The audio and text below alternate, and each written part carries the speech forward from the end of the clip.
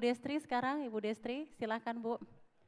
Tadi izin kalau ini pertemuan ekonomi saya ingin nanya mengenai tentang kebijakan dari BI, tapi ultimately yang banyak pemirsa CNBC Indonesia tanyakan dan menjadi bahasan current issue yang sekarang sedang sering dibicarakan adalah mengenai level dari mata uang Garuda atau rupiah. Knowing that DXY saat ini berada di level kisaran 90-an. Ada banyak persepsi bahwa biasanya kalau DXY lagi turun, harusnya rupiah bisa menguat dengan substansial. Tapi pada kenyataannya sekarang rupiah berada di level 16.500-an ke atas. Silakan Ibu. Baik, terima kasih Friza. Terima kasih juga Pak Yuda tadi sudah membuka jalan buat saya. Jadi intinya tadi yang disampaikan Pak Yuda itu benar sekali bahwa secara fundamental domestic economy ini sebenarnya sudah mulai kelihatan turning point-nya. Ya, jadi di kuartal 4 ini kita melihat apa yang disampaikan Pak Yuda dengan pertumbuhan 5,39. Sementara kita tahu global tadi kalau kita mendengar Pak CT menyampaikan di depan, itu global itu ketidakpastiannya masih sangat tinggi sekali. Baik itu terkait dengan geopolitik, terkait dengan kebijakannya dari The Fed itu sendiri, di mana The Fed kita tahulah semua ya, Presiden Trump itu kan dia lebih berpandangannya kan lebih dovish, artinya dia lebih agak pesimis, sehingga dia ingin mendorong perekonomian dia dengan cepat-cepat nurunin bunga. Makanya kenapa Gubernur Bank Sentralnya kan diganti ya, Jerome Powell, diganti yang baru, Kevin siapa namanya, lupa aku, digantilah yang baru. Nah tapi ternyata yang baru ini yang diperkirakan akan cepat menurunkan suku bunga, nampaknya pandangannya agak beda gitu. Karena beberapa data di Amerika masih menunjukkan satu penguatan, sehingga market juga melihat, wah kayaknya Amerika nggak akan secepat itu nurunkan suku bunga. Nah jadi artinya kita masih akan menghadapi suku bunga tinggi di luar, khususnya di Amerika. Ya, terlepas dari DXY tadi disampaikan oleh Frisa melemah, ya hari ini berada di 96 indeksnya DXY. Tapi dolar itu sama juga, dia pernah turun sampai 90 dalam beberapa bulan terakhir, tapi kemudian naik 2-3 hari yang lalu naik sampai 97. Jadi bayangkan kalau itu dalam persentase sudah berapa besarnya dari yang bawah mungkin 93 lah ya di dalam tempo 3 bulan 4 bulan yang lalu, sekarang ini sempat naik 98 mendekati 98 sekian, tapi kemudian turun lagi di 96. Jadi artinya volatilitas itu terjadi di semua mata uang baik itu yang sifatnya global maupun regional. Nah di kita juga sama, rupiah ini juga memang terus mengalami perkembangan karena tadi ketidakpastian masih tinggi, sehingga yang terjadi adalah banyak para investor dan pelaku parkir mereka cari yang safe haven deh, safe haven instrumen apa. Tadi kita lihat Pak CT bahwa beberapa bank sentral sudah menurunkan portfolionya mereka dalam bentuk US dollar Pak ya. Terus uangnya itu lari kemana? Sebagian memang masuk ke UST bonds-nya Amerika. Jadi dia tidak pegang dalam cash dolar, tapi ada yang memang di USD bonds, tapi juga itu nggak terlalu signifikan. Tapi kemudian dia lari lagi pergi kemana? Ke emas. Jadi nggak heran emas ini harganya dalam 1 tahun terakhir aja naiknya sudah lebih dari 2 kali lipat. Ya. Karena saya ingat sekali tahun lalu ngobrol dengan orang, emas masih harga 1,1 juta. Tahun lalu awal tahun. Tahun ini, hari ini emas itu sudah mendekati 4 juta, 3 juta. Jadi kan naiknya udah 3 kali lipat gitu. Nah artinya memang terjadi pergeseran. Sama juga yang terjadi di mata uang, mereka akan melihat mana yang yieldnya akan memberikan return yang tinggi. Jadi uang itu kan gak ada yang loyal. Uang itu hanya loyal pada berapa sih return yang saya dapat dengan 1% atau 1 rupiah atau 1 dolar saya invest. Nah jadi buat kami Mbak Prisa bahwa rupiah sekarang memang kita memang kalau kita lihat di halaman ini deh, di halaman 6, boleh lihat halaman 6. Nah ini kita lihat, ini adalah posisi kita, posisi year to date. Memang rupiah masih mengalami pelemahan, tapi kalau kita lihat dalam 3 hari terakhir, rupiah sudah mulai mengalami penguatan. Hari ini pun rupiah sudah berada di level 16.700-an. Kalau kita lihat 2 hari yang lalu pada saat MSCI mengeluarkan laporannya, kemudian ada sedikit gejolak di tetangga kita. Nah itu orang kan pada jittery, ini apa nih, ada apa gitu.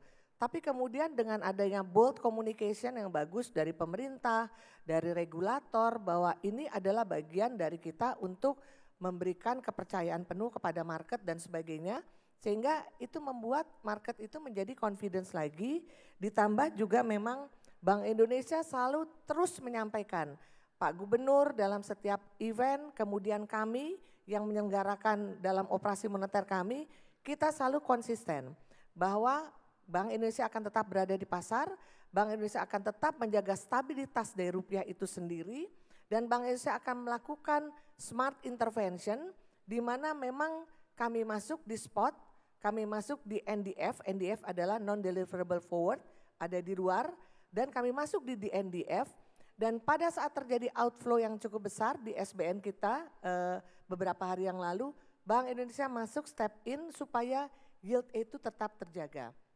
Jadi terjaga dalam artian dia tidak terlalu naik tinggi dan juga dia tidak terlalu rendah.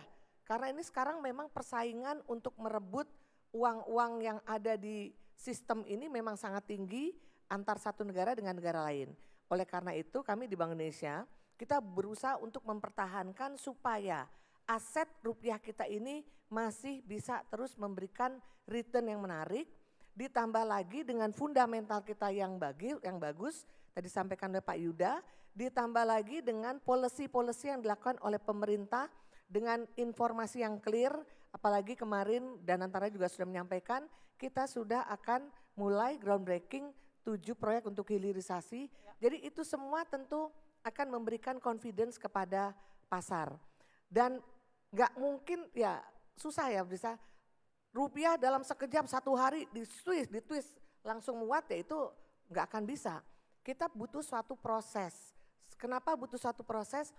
Karena kita ingin kita tumbuh bersama, kita ingin kuat bersama tentu dengan industri dan dengan market.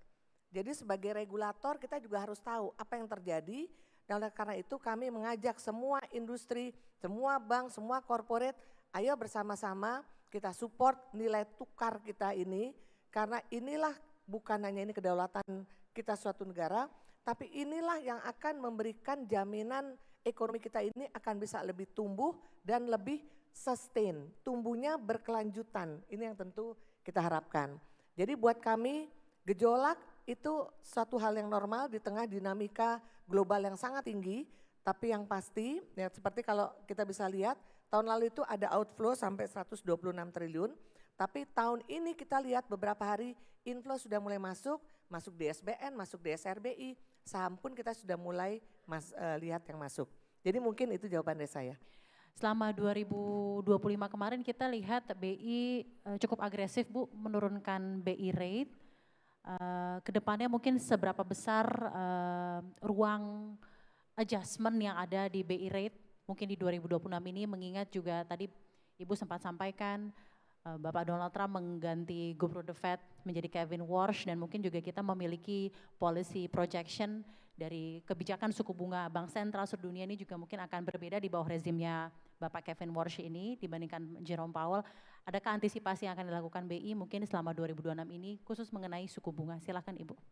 Baik, terima kasih Safrina. Tentunya kalau kita bicara suku bunga itu kan banyak faktor yang mempengaruhi ya. Ada dari global yang tadi saya juga sampaikan, kalau di global suku bunga globalnya tetap berada pada posisi tinggi, tentu itu akan mengurangi keluasaan negara lain ya, bukan hanya Indonesia.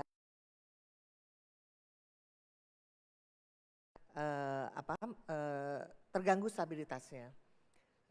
Jadi itu dari faktor dari luar. Kemudian dari domestik pun juga kita melihat juga kalau misalnya kita turunkan suku bunga, apakah ini transmisinya sudah jalan gitu. Karena kan sebenarnya kita nurun suku bunga apa? Seperti yang disampaikan Pak Yuda, kami di moneter ini kan memang sangat concern dengan likuiditas dan dengan suku bunga. Nah kita kan ingin likuiditas bertambah supaya ekonominya bergerak gitu kan. Jadi kalau kita lihat baik itu base money, M0 yang sudah tumbuh double digit 11%-an lebih. Kemudian juga kita lihat money supply untuk M2 juga numbuh tinggi. Kemudian kita lihat juga bank-bank juga mereka mempunyai likuiditas yang cukup banyak.